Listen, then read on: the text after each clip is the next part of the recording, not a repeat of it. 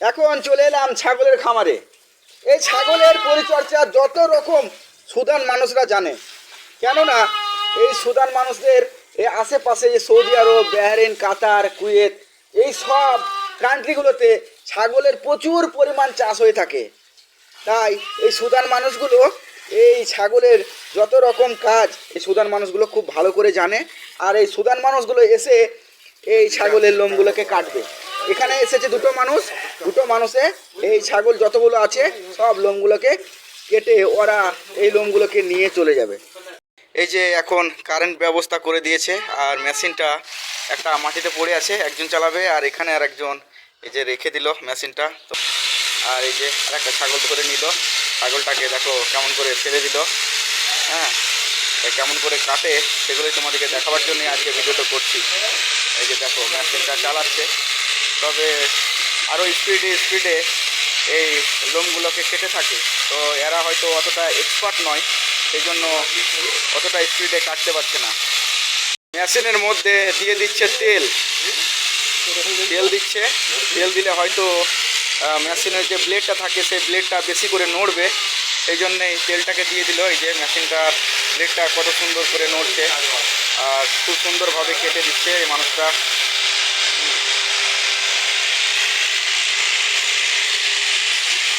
দেখে মনে হচ্ছে যে ছাগলের ছাল ছাড়াচ্ছে।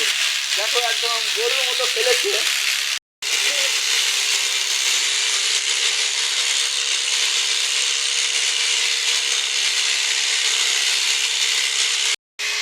কেমন ছাগলটাকে ফেলে দিয়ে দুটো ট্যাঙ্কে বেঁধে দিচ্ছে দেখো, যাতে আর না উঠতে পারে। দড়িগুলো ঠিক লাইলনের দড়ির মতো দড়ি, কিন্তু সুতো। আসলে ভাই যে তুলোর মতো যে লোমগুলো দেখতে পাওয়া যাচ্ছে, এই লোমগুলো দিয়ে কি করে এরা, কিন্তু এইগুলো কাটছে, কিন্তু এগুলোতে পয়সা নেয় না। এই কেটে এই লোমগুলোকে কিছু নিয়ে যাবে, এই লোমগুলোকে বিক্রি করবে। এই লোমগুলোতে ব্ল্যাঙ্কেট তৈরি হয়। দেখো এখানে অনেক লোম পড়ে আছে। এদের যত ছাগল হবে তত ছাগলের লোম কেটেই চলে যাবে এক ধার থেকে, কোনো সমস্যা নেই। দেখো কয়েকটা ছাগল শুধুমাত্র এক কোণাতে লেগে আছে, আর যে লোমগুলোটাকে কেটেছে সেই লোমগুলোটাতে যেন মনে হচ্ছে এই জায়গাটাতে পরিপূর্ণ হয়ে গেছে। এই লোমগুলো সত্যি ব্ল্যাঙ্কেট তৈরি হয়, আমার জানা ছিল না। এদিকে জিজ্ঞাসা করলাম, তারপরে বলল ব্ল্যাঙ্কেট, তারপরে কম্বল, যাই বলি না কেন এই লোম দিয়ে তৈরি হয়। এই ছাগলগুলোর এক একটা ওজন মোটামুটি 30 থেকে 35 কেজি করে ওজন হয়ে থাকে, তার থেকে বেশি হয় তো কম হয় না। এই যে একটা মানুষ যে ধরে সামলে রাখবে তার ক্ষমতা থাকবে না। এই যে পাতে দেখো দড়ি বাঁধতে হচ্ছে, তা না হলে কিন্তু সামলে রাখতে পারবে না। এমনকি গোটাটাই বসে গেছে ছাগলের ওপরে। এদিকে একটা ট্যাঙ্ক মানুষের, আর ওইদিকে আর একটা ট্যাঙ্ক দিয়ে বসেছে যাতে ছাগলটা না উঠতে পারে। তা না হলে এদের যা ক্ষমতা একটা মানুষ কখনো সামলাতে পারবে না। দৌড়ে ঝাঁপিয়ে একদম মানুষকে খাম করে দেবে। দেখেই মনে হচ্ছে যেন ছোট, কিন্তু আসলেই এই ছাগলগুলোর প্রচুর ক্ষমতা থাকে। এমন পুরে হয়ে আছে, একদম খোলকে খোল গোটায় ছেড়ে যাচ্ছে। দেখো দেখতে বেশ ভালোই লাগছে যে একদম খোলকে খোল গোটায় ছেড়ে যাচ্ছে। যে একটু একটু করে ছাড়াচ্ছে এরকম নয়, আর একটু একটু করে ছাড়ানো কখনোই সম্ভব নয়। এ যা লোম যা ঝরাপটে হয়ে থাকে এক ধার থেকে ছাড়াতেই হবে। ছাড়াচ্ছে তা মনে হচ্ছে যে ছাগলগুলো অন্যরকম হয়ে যাচ্ছে। দেখো ওই ছাগলগুলো দেখতে কেমন লাগছে, আর আসলে লোম আছে এদিকটা দেখে কেমন লাগছে। হ্যাঁ, গোটাই যেন মনে হচ্ছে যেন কাপড়টা খুলে দিচ্ছে।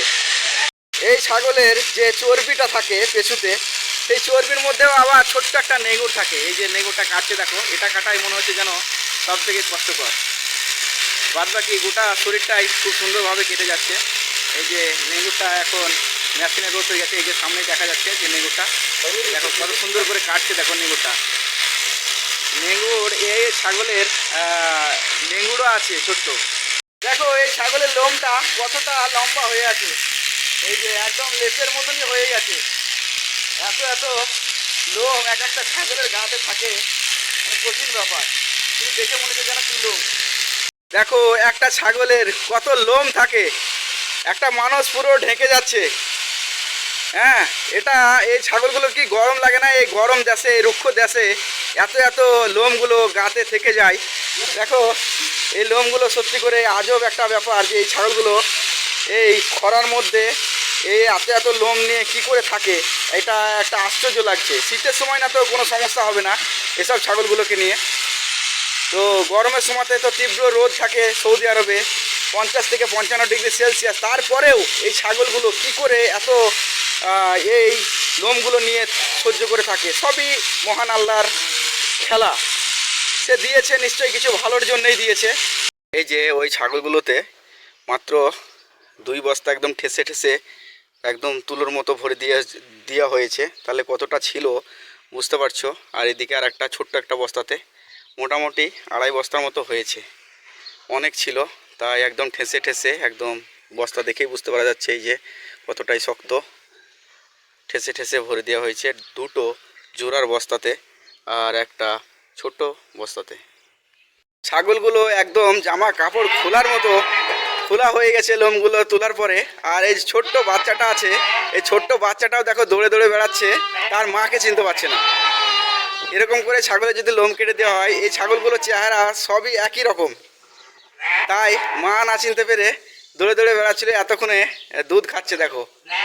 হ্যাঁ, যতই হোক মা বটে, ঠিক চিনতে পারবে, তার বাচ্চার কাছে ঠিক চলে যাবে তার মাটা, কিন্তু বাচ্চাটা চিনতে পারছিল না। দেখো এই ছাগলগুলো একদম পুরোটাই কেমন লাগছে, একদম নাড়া নাড়া হয়ে গেল। এই যে আবার চিনতে পারছে না বাচ্চাটা, দৌড়ে বেড়াচ্ছে যতক্ষণ না ওর মা এসে, এই দেখো অন্য ছাগলের মাঠে লাগতে যাচ্ছে। যতক্ষণ না ওর মা এসে দুধ দেবে ততক্ষণ কিন্তু ও বুঝতে পারবে না যে আসলে যে কোনটা ওর মা। এই দেখো সবারই মাঠে মাঠে ঠুকরে বেড়াচ্ছে, কিন্তু এই যে যতক্ষণ না ওর মা এসে দুধ দেবে ততক্ষণ বুঝতে পারবে না। এমনই অবস্থা হয়ে গেছে ছাগলগুলোর, একদম পুরোটাই নাড়া, সবই চেহারা এক, তাই এগুলো এরকম হচ্ছে।